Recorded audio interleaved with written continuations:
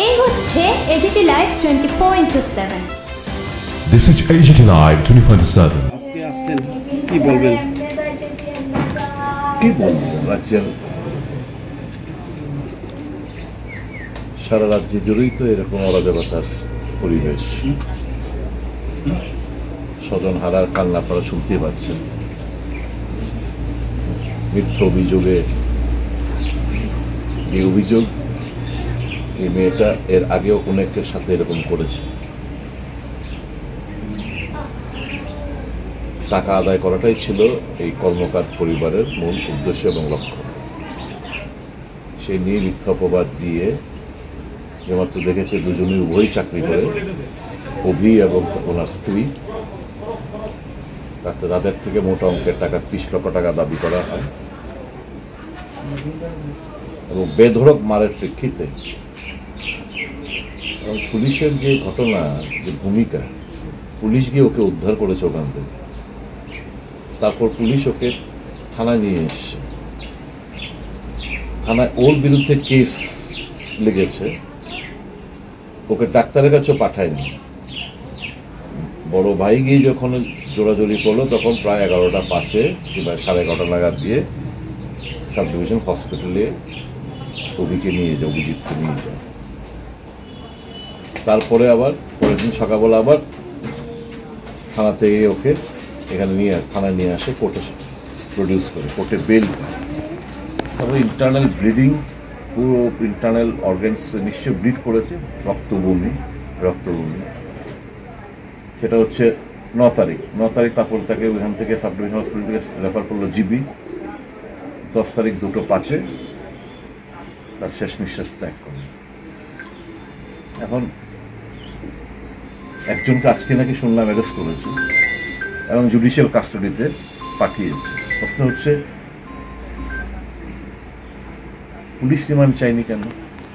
বাড়ির মধ্যে তো স্ত্রীর সামনে আরো অনেক লোক, সেকেন্ড রাউন্ড যখন ওকে বেধড়ক মারধর করা হয়েছে স্ত্রীর সামনে, তো পুলিশ তো গিয়ে এই সকলকে পেয়েছে, সকলকে দেখেছে। তো বাকি নামগুলো কেন পুলিশ, এই যাকে অ্যারেস্ট করলো তার থেকে বাকি নামগুলো কেন সংগ্রহ করেনি? কেন পুলিশ রিমান্ড চায়নি? তো police hand in glass, police তাদের সঙ্গে যোগসাযোগ রয়েছে। পুলিশ হয়তো ওই 30 লক্ষ টাকার থেকে একটা ভালো মোটা অঙ্ক টাকা হয়তো পাওয়ার জন্য একটা প্রিপ্ল্যান মার্ডার হতে পারে, সেটা এবং এটা তো প্রিপ্ল্যান মার্ডার, কোনো সন্দেহ নেই যে এরা বিচার চাইছে, আমরা সবাই বিচার চাইছি। যা গেছে তো ওকে তো ফিরে আনা যাবে না। ক্লাস 9-এ পড়া একটা ছেলে, তার একটা উপযুক্ত একটা স্ত্রী, বড় ভাই রয়েছে, তাদের পরিবার রয়েছে, এই অভিজ্ঞতা ফিরে পাবে না। এখন আমরা সবাই তাকিয়ে থাকবো পরিবার যেন বিচারটা, সামান্য বিচারটুকু পায়, এটার দিকে আমরা তাকিয়ে থাকবো। পুলিশকে আমি বলবো, এভাবে কিন্তু দিন যাবে না। প্রত্যেকটি ঘটনার কিন্তু আমাদের হিসেব দিতে হবে আগামী টুডে অর টুমরো। এরকমভাবে কিন্তু দিন যাবে না। সবকিছুরই শেষ রয়েছে, সবগুলো কিন্তু মনে গেঁথে রয়েছে আমাদের। টুডে অর টুমরো আপনাদের কিন্তু কৈফিয়ত তলব করা হবে। প্রথম এই বাস্তবটারে উপলব্ধি করেই আমি করবো, ছেলের দিকে লক্ষ্য রাখবো, নিজের প্রতি লক্ষ্য রাখবো। কারণ তোমার কিছু একটা হইলে ছেলেটা একদম অফেল হয়ে যাবে। এবং কাজে তুমি তোমার এখনো বুঝে অভি যে স্বপ্ন দেখছে তারে নেই, এটা বাস্তব দেখতে পারে। আর এটা লোক 1-2 নম্বরের থেকে অবশ্যই অভি এবং তোমরা পরিবার যাতে বিচার তাও সঠিক শাস্তির মাধ্যমে এটা সুনিশ্চিত করা, এই দুটো এগুলো তোমার সম্পর্ক।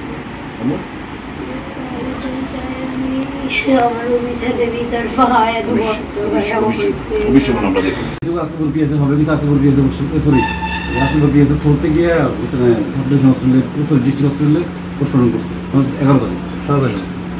পোস্টমর্টম কি থানার থেকে যোগ্যতা করেছেন, আপনারা করেছেন? আমরা তারা শ্বশুর আমার তার শ্বশুরবাড়ির লোক কইছে, কি হয়েছে যেমন আপনাদের পক্ষের থেকে কইছে, থানার থেকে করেছে, আমরা পক্ষের থেকে কইছে। কি অবস্থা বোর্ডের কি যাতে পোস্টমর্টম লাগে আইন কারণ এটা তো রুলস এন্ড রেগুলেশন বুঝিনি। যেখানে ফার্স্টে এনে ঘুষি মারছে আমি ধরতেও পারছি না, ধরতে চাইলেই আরো বেশি মারে, এরও মারে, আমারও মারে।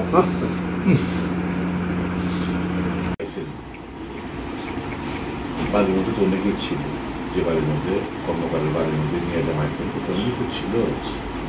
আপনারা তো এটাকে উদ্ধার করছেন, আপনারা তো দেখছেন অনেকে ছিল, নাম টাম সবটি পাইছেন।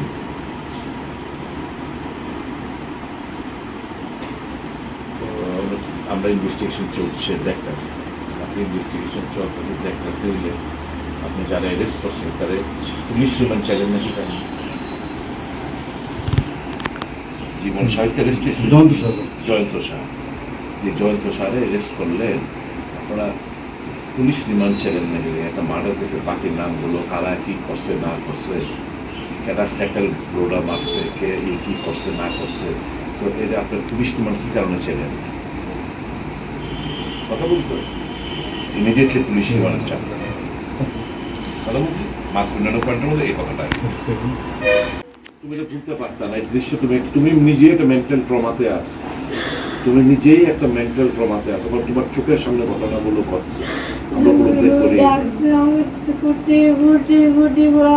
তারারে গোট আমি পেতে পাই, আমি কিছু করতে পারছি না,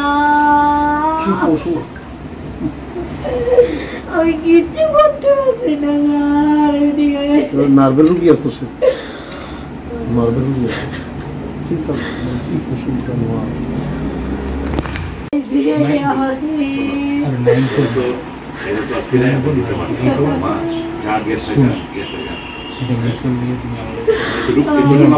চেষ্টা করো বিচারটা আমার অভিনয় কি করছে। এক মিনিট লাগবে করতে। জীবন সাহেব বলে কেউ নাই এলাকা।